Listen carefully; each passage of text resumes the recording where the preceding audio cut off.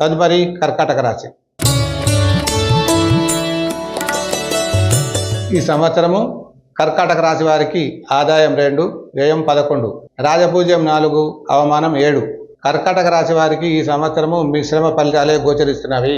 గురువు జూన్ 1 వరకు లాభస్థానంలో, జూన్ 2 నుండి జన్మ రాశిలో సంచారము, శని భాగ్యరాశిలో సంచారము రాజకీయ నాయకులకు సామాన్య శుభ ఫలితాలు ఇస్తున్నారు. తద్వారా ప్రథమార్థంలో గురువు ప్రభావంచే ఇంట్లో శుభకార్యాలు చేస్తారు. గృహ నిర్మాణం ప్రయత్నాలు ఖచ్చితంగా ఫలిస్తాయి. ఆత్మవిశ్వాసం పట్టుదలతో ఇతరుల ప్రోద్బలంతో వ్యాపారాలు అభివృద్ధి, స్థిరాస్తులు కొంటారు. మీ పిల్లలకు చేయనటువంటి వివాహ ప్రయత్నాలు సఫలీకృతమవుతాయి. తీర్థయాత్రలు చేస్తారు. నిత్యావసర వస్తువులకు సంబంధించినటువంటి వ్యాపారము అనుకూలిస్తుంది. శని ప్రభావంచే మరియు ఇతర గ్రహాల ప్రభావంచే నమ్మిన వారి వలన మోసం జరగడం జరుగుతుంది. కోర్టు వ్యవహారాలలో అనుకూలమైన ఫలితంతో పాటు మానసిక ఆందోళనలు కలుగుతాయి.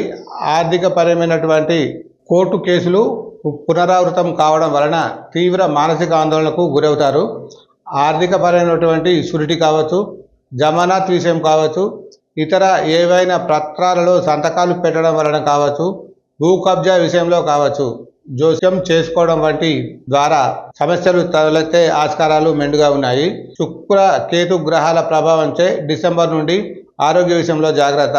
ఫ్యాటీ లివర్, మధుమేహం, ఉదరకోశ వ్యాధులు, స్త్రీ సంబంధిత వ్యాధులు, ఉబ్బసములచే బాధపడకుండా శాంతి ప్రక్రియలు చేసుకోవడం మంచిది. ఈ సంవత్సరము కేంద్ర రాష్ట్ర ప్రభుత్వ ఉద్యోగులకు సామాన్య ఫలితాలు ఉంటాయి.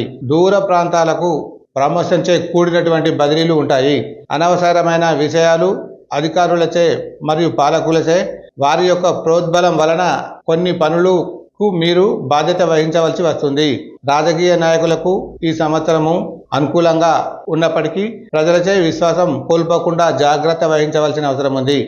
అధిక శ్రమతో, అధిక ఖర్చులతో ఎన్నికల్లో విజయం సాధించే అవకాశాలున్నాయి. కళాకారులకు ఈ సంవత్సరము అంతంత మాత్రమే ఉంటుందని చెప్పవచ్చును. రుణాలు చేయవలసి వస్తుంది. టీవీ, సినీ రంగాల వారికి, దర్శకులకు, టెక్నీషియన్లకు గడ్డు కాలం అని చెప్పవచ్చును. వ్యాపారాలు చేయ వారికి కొంచెం ఇబ్బందిగానే ఉంటుంది. లిక్కర్, మెడికల్ షాపు చేయవారికి, బేకరీ వ్యాపారస్తులకు కొంతమేరకు బాగుంటుందని చెప్పవచ్చును.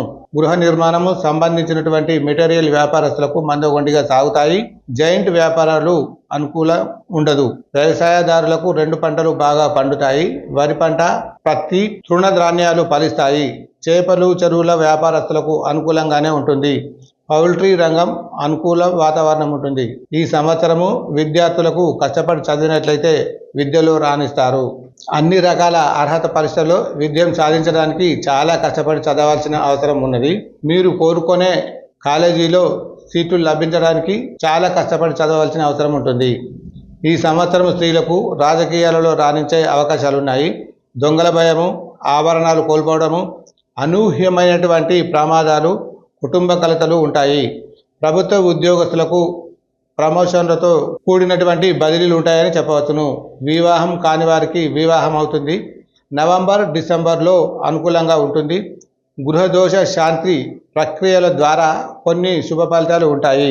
మాస శివరాత్రి నాడు ప్రదోషకాల సమయంలో శివాభిషేకం చేసుకోవడం మంచిది. 5 శనివారాలు అమ్మవారి ఆలయంలో కుంకుమార్చన చేయించుకోవడం, ఆంజనేయ స్వామికి ప్రదక్షిణాలు చేయడం, సింధూర పూజ, ఆకు పూజ, వడ పూజ చేసుకోవడం వలన గ్రహ దోషాలు నివారణ అవుతాయి. శుభ ఫలితాలు కలుగుతాయని చెప్పవచ్చును.